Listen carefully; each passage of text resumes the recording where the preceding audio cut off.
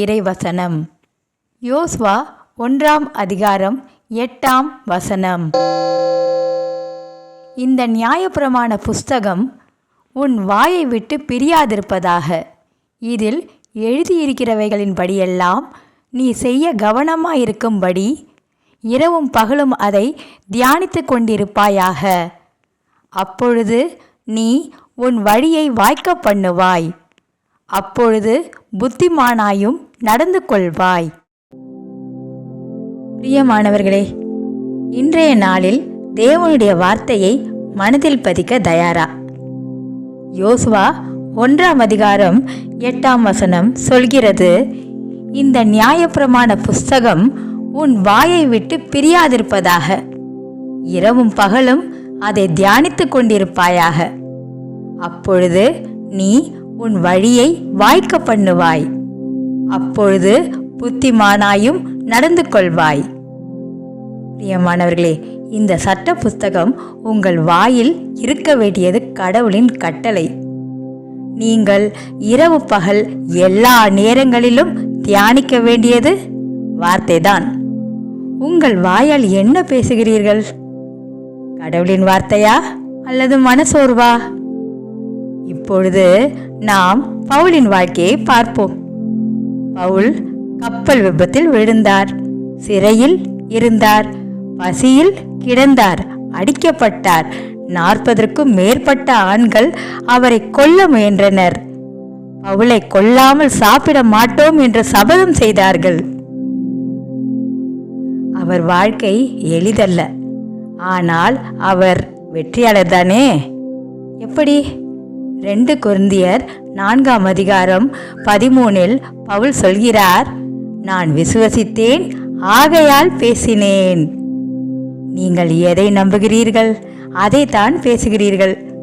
நீங்கள் பசியை, வலியை, தோல்வியை பேசுகிறீர்களா அல்லது ஆசீர்வாதத்தை கூறுகிறீர்களா? நாங்கள் எங்கள் வாழ்க்கையை வீணடித்தோம், நாங்கள் எங்கள் நேரத்தை வீணடித்தோம், எங்கள் பணத்தை வீணடித்தோம் என்று கடவுளின் வார்த்தைக்கு மாறாக பேசாதீர்கள். கடவுளின் வார்த்தை பேசுவதற்காக வடிவமைக்கப்பட்டுள்ளது. இந்த சட்ட புஸ்தகம் நான் என் வாயை திறக்கும்பொழுது என் வாயிலிருந்து விலகாது.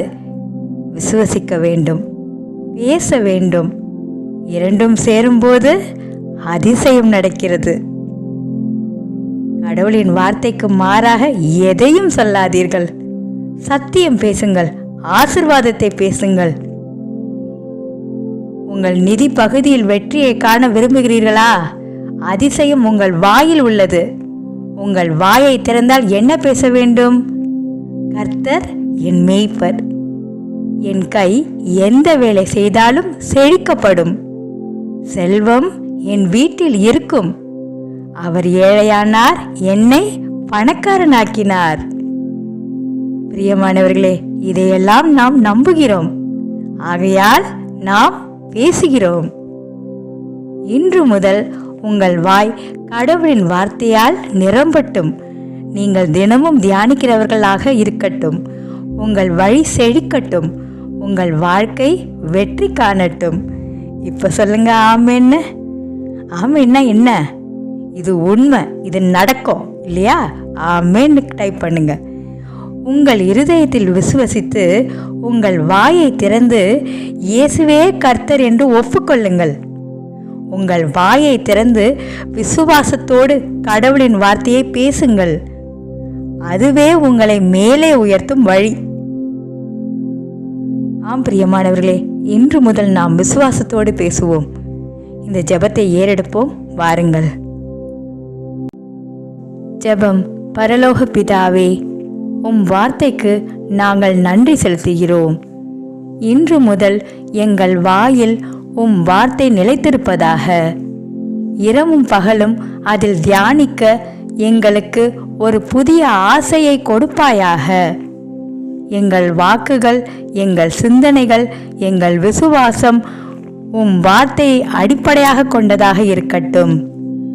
அப்போஸ்தலர் பவுலைப் போல விசுவசித்தேன், ஆகையால் பேசினேன் என்று நாங்களும் சொல்லட்டும். பசி வந்தாலும் வலி வந்தாலும் நாங்கள் உம்மை நம்புவோம். தோல்வி என்று உலகம் சொன்னாலும் நாங்கள் வெற்றியை பற்றி பேசுவோம். நாங்கள் எதை நம்புகிறோமோ அதைத்தான் பேசுகிறோம். நாங்கள் உம்மை நம்புகிறோம். ஆகையால் நன்மையையும் வாக்குறுதியையும் பேசுகிறோம். எங்கள் வாழ்க்கையின் ஒவ்வொரு பகுதியிலும் வார்த்தையின் செழிப்பும் ஆவியின் வல்லமையும் வெளிப்பட்டிருக்கட்டும். எங்கள் வாயால் வார்த்தை மகிமைப்படட்டும். இயேசுவின் நாமத்தில் பிரார்த்திக்கிறேன், மகா பரிசுத்தமுள்ள நல்ல பிதாவே, ஆமேன்.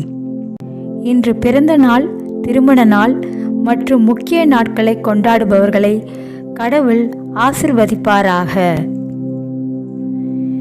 தேர்வு எழுதும் நபர்கள், மருத்துவ அறிக்கைகள் மற்றும் தேர்வு முடிவுகளுக்காக காத்திருக்கும் நபர்கள், நிதி மற்றும் பிற பிரச்சனைகள் உள்ளவர்கள் பயப்பட வேண்டாம். கடவுள் உங்களுடன் இருக்கிறார். அவர் உங்களை ஆசிர்வதிப்பார். கர்த்தர் உங்களை மேன்மைப்படுத்துவாராக. உங்கள் விசுவாசத்தின் அடையாளமாக ஆமேன் என்று கமெண்ட் செய்யுங்கள்.